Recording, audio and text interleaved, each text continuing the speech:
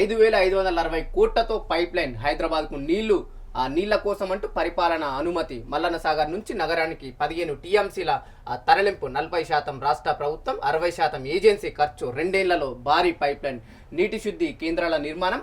కేసీఆర్ ప్రభుత్వంలో గోదావరి మొదటి దశ పూర్తి. కాళేశ్వరం 30 టీఎంసీలతో నగరానికి శాశ్వత భరోసా. నిజంగా ఈ పైప్ లైన్ 5,500 కోట్లు ఖర్చు చేస్తూ దగ్గరలో ఉన్న మనకు కాళేశ్వరం విడిచిపెట్టి అక్కడ ఇక్కడ ఉన్న మల్లన్న సాగర్ నుంచి పైప్ లైన్ తీసుకురావడం జరుగుతుంది.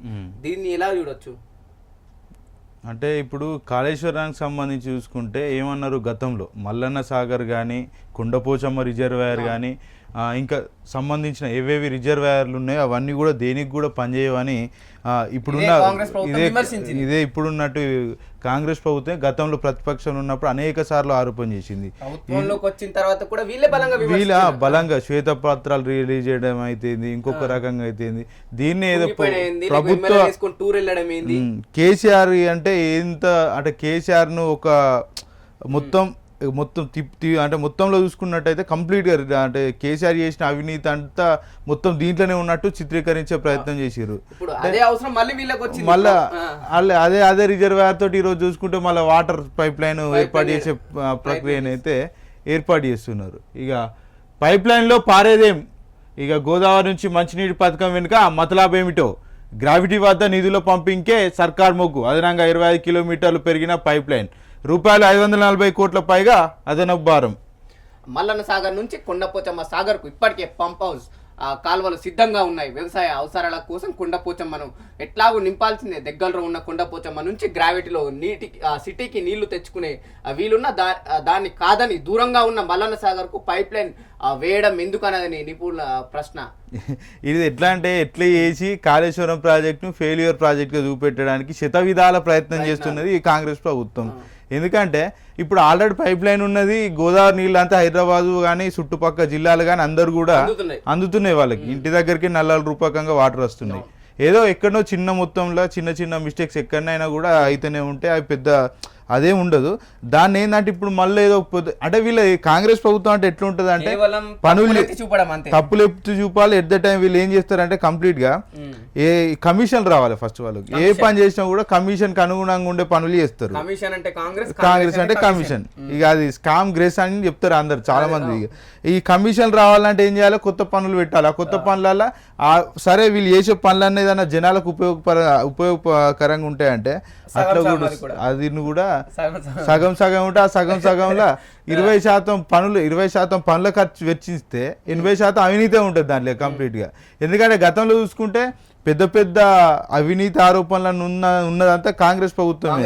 ఇప్పుడు లాలూ ప్రసాద్ అయినా వీళ్ళంతా చూసుకుంటే యూపీఏ గవర్నమెంట్ లోనే ఎక్కువ అవినీతి చేశారు. అక్కడి వరకు ఎందుకు ప్రస్తుతం రేవంత్ రెడ్డి, తెలంగాణ ముఖ్యమంత్రి రేవంత్ రెడ్డి పైనే కేసు ఇప్పటికీ చర్చ నడుస్తుంది ఉంటది. ఇక అదంతా ఇక ఆ టైంలో కానీ ఒక హైప్ క్రియేట్ చేసుకొని సోషల్ మీడియా వేదికగా మొత్తం ట్రెండ్ సృష్టించుకొని ముఖ్యమంత్రి అయింది. అదంతా తెలంగాణ ప్రజలకు అంత తెలుసు.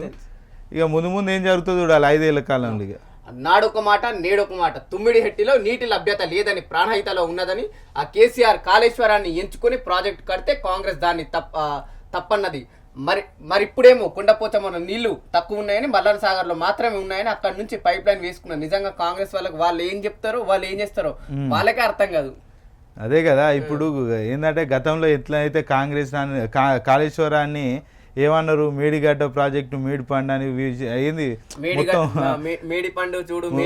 అసలు నాకు అర్థం కాదు. కానీ ఇప్పుడు గత సంవత్సరం వచ్చిన వర్షాకాలంలో వరదలకి చాలా వరకు ఏది గతంలో కట్టిన బ్రిడ్జ్లు ఏవైతే కడెం ప్రాజెక్ట్ లాంటి బ్రిడ్జ్లు కూడా మొత్తం కొట్టుకుపోయినాయి. మన రీసెంట్ గత సంవత్సరం మనం చూసాం కొట్టుకుపోయే పరిస్థితిలో ఉందని చెప్పి చుట్టుపక్కల విలేజ్. ఇప్పుడు కడెం అంత పెద్ద కడెం ప్రాజెక్ట్ అంటే కొద్దిగా ఆయన దానికి ఒక చరిత్ర ఉన్నది కడెం ప్రాజెక్ట్.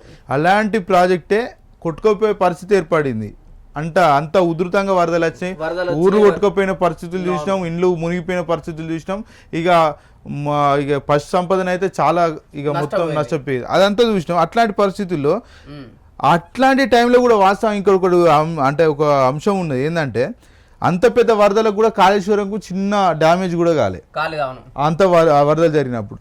అంటే ఆ కాళేశ్వరం ప్రాజెక్ట్ సంబంధించి అంతర్గతంగా ఏంటంటే ఒక సౌండ్ వచ్చిందని అయితే అక్కడ ఉన్న స్థానికులు అయితే చెప్తున్నారు.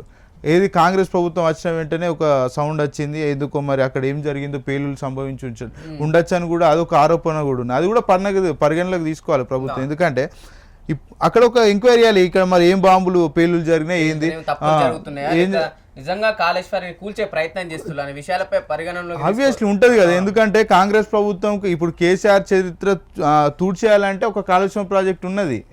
ఎందుకంటే అది అసలు దేశంలో కాదు, ఆసియాఖండంలో అంత పెద్ద ప్రాజెక్ట్ ఇప్పటి వరకు ఎవరు కూడా డేర్ చేయలేదు ఫస్ట్. ఎందుకంటే కాళేశ్వరం ప్రాజెక్ట్ తోటి సూర్యాపేట, నల్గొండ లాంటి జిల్లాలు ఫ్లోరైడ్ బాధిత జిల్లాలు కూడా లబ్ధి పొందినాయి. నిజంగా కాళేశ్వరం చెప్పాలంటే తెలంగాణకు ఒక మంచి పేరు తీసుకొచ్చింది. అదే విధంగా నేషనల్ మీడియాని దీనిపైన చాలా వరకు స్టోరీస్ చేసినాయి. అవును, ఇంకా నాకు తెలిసి తెలంగాణలో తక్కువ, అంటే ఉమ్మడి రాష్ట్రంలో కూడా నేషనల్ మీడియా ఒక ప్రాజెక్టుల మీద స్టోరీ చేయడం చాలా అంటే చాలా తక్కువ మాకు తెలిసినప్పటికైతే. కానీ కాళేశ్వరం మీద పెద్ద పెద్ద నేషనల్ మీడియాస్ వచ్చేసి మళ్ళీ ఇదంతా ఏంటంటే వీళ్ళు ఈ కాళేశ్వరం గురించి ఇంకా కాంగ్రెస్ నాయకులు కానీ ఇప్పుడున్న ముఖ్యమంత్రి కానీ వేరే రాష్ట్రాలకు పోయి దీని గురించి చెప్తున్నారు. చూడు, కాళేశ్వరం ప్రాజెక్ట్ ఒక పెద్ద బోగస్ ప్రాజెక్ట్ అన్నట్టు, ఫెయిల్యూర్ ప్రాజెక్ట్ అన్నట్టు. ఇప్పుడు రేపు పొద్దున వాళ్ళు ఏదైనా అంటే ఈ ఒక ప్రాజెక్ట్ సంబంధించే కాదు, ఇంకా హైదరాబాద్లో ఏం లేదు అంటే తెలంగాణ మొత్తం చూసుకుంటే సంపద లేదు, ఏం లేదు, మొత్తం లాస్ అయి ఉన్నాయి, అప్పులప్పాలు ఉన్నాయని శ్వేతపత్రం లీజ్ చేసారు. ఇప్పుడు రేపు పెట్టుబడి పెట్టేటోడు ఎవడన్నా వస్తాడా తెలంగాణకు? అప్పులోనున్న ఇప్పుడు సరే మన దగ్గరనే అప్పు ఉన్నది అనుకో, ఎవడన్నా పెట్టుబడి పెట్టేటోడు ఎవడన్నా వస్తాడా? ఒక సామాన్య వ్యక్తినే తీసుకో. ఎందుకంటే ఇప్పుడు నీ దగ్గర అప్పు ఉంది, మళ్ళీ అప్పు అంటే ఎవడు ఇయ్యడు కదా.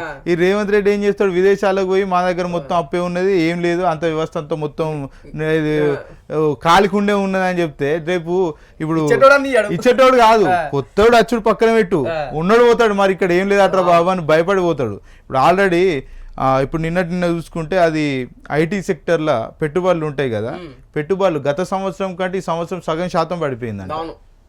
అంటే వీళ్ళ 8 నెలల పాలనలే సగం పడిపోయిందంటే రానున్న 5 ఇప్పుడు ఇంకొకటి నిన్ననే అన్న విషయం అయితే కాంజిగెంట్ కంపెనీలో 2000 ఉద్యోగాలు పోయినాయట. వీళ్ళు ఏదైతే నేను ప్రాజెక్ట్ ఒప్పందం చేసుకోగానే 2000 ఉద్యోగాలు అంటే 2000 మంది నిరుద్యోగులుగా తయారవుతారు ఈ రోజు. అట్లాంటి పరిస్థితులు అయితే తెలంగాణలో ఏర్పడుతున్నాయని మనం చెప్పుకోవచ్చు.